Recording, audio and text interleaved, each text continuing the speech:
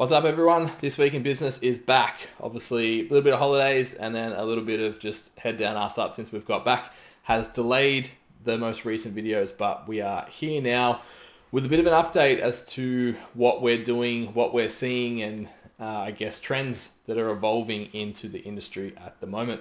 So for us, biggest things that are rolling out at the moment is the Coaches Collective, which has just been launched, which is a combination of all three of our education programs for personal trainers. You've got your first 1K week, the Standout PT program, and then the new 1% PT program that's going to be launched on the 14th with all those amazing guests. So Dean and Lizzie from Flex, Carl and Max from the Performance Hub, Will from Nexus, and Morgan from Penny Finance are all already locked in.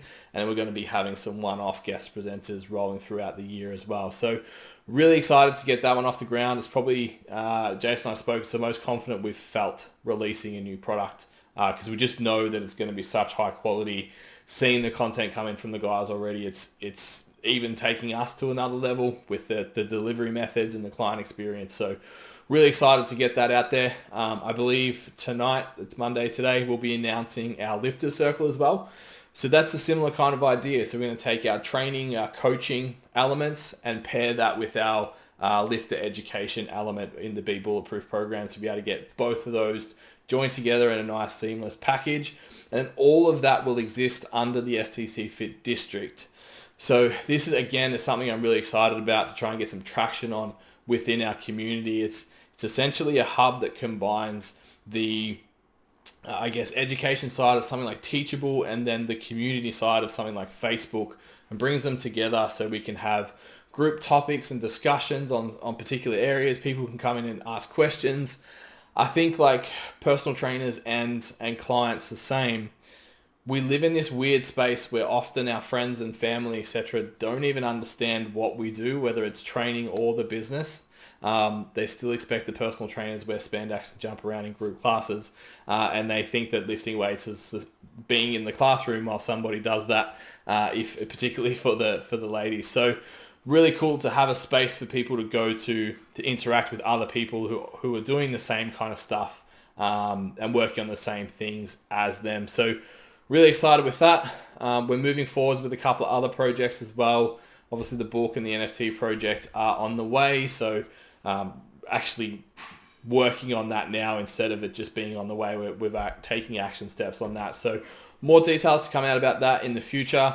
In terms of, I guess, what I've noticed over the last month is there's definitely this steady increase of people looking, particularly for online coaching in our space. That wave is starting to come back. Confidence is starting to come back. I think we had a couple of weeks where, at least in Melbourne, things were a little bit sketchy in terms of case numbers and stuff, so it slowed down a little bit. But I think that confidence is starting to eke its way back in, and people are looking to get started back into training. I think right now, if you're in personal training, you just should be focused on being in the best possible position to capitalize when school holidays end. That's always the big rush for us, and always has been in gyms. People think that it's the first, second week of January where we have all the resolutioners come back, and people push really hard there and start talking about goal setting and all of that, and it doesn't work. And then come the time where it's actually taking off, you're not hearing from those people again. So now's the time that you should be showing up on socials, putting out good content, helping people, solving problems for people, and then being ready to ride that wave when it does drop in a couple of weeks' time. Podcast wise, we redid our studio. Really clear intent there was to just level up. A few of the other guys have created some pretty impressive looking studios.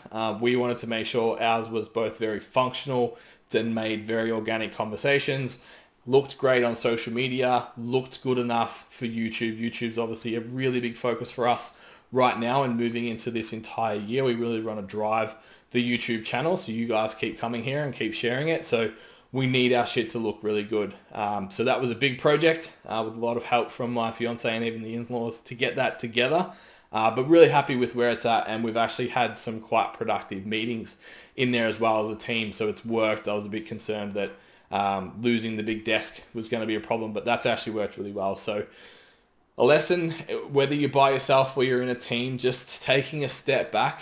Everyone can post on Instagram now. quality is actually starting to matter more and more. The polish of the stuff that you're putting out is starting to matter more and more.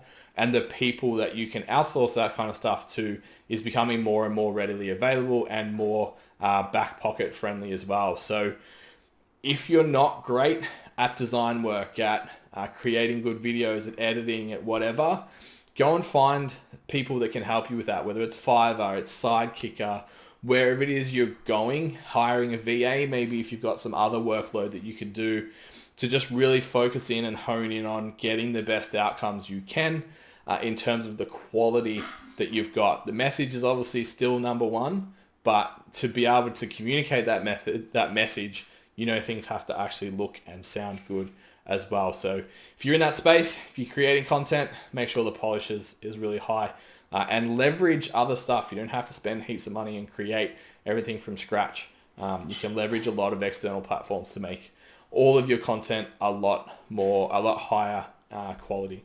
From a marketing standpoint, nothing much has changed. The podcast, the YouTube channel, dropping an article a week, dropping a YouTube video a week, plus this YouTube video, and really just focusing on driving people into our ecosystem. We used to sell inside Instagram. That was our real business model. But now we've moved away from that into having an ecosystem of content that people can go have their problems solved without ever paying us a lot of the time.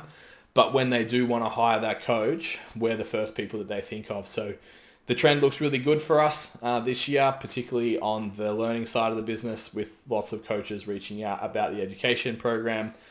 So really excited to push that even further this year. Lastly, we do want to get out of our houses and our podcast studio and actually hit up some gyms this year. It's a really high on the priority list to get out and do some workshops. So if you are interested, you would like to have us in your gym anywhere in Australia, we're willing to travel. If you can put the people together, tickets will go to charity. We just want to get out and talk to as many people as we can. So if you think you can put a few trainers together and make it worth our trip, then reach out and let us know, because we'd definitely be interested. Otherwise, you know where to find us: YouTube for the podcast, Spotify, iTunes, all of that stuff as well. And make sure you're subscribing to the IG accounts at STCfit and at STCfit_learning. Sweet guys, I will see you more than likely next week with more updates.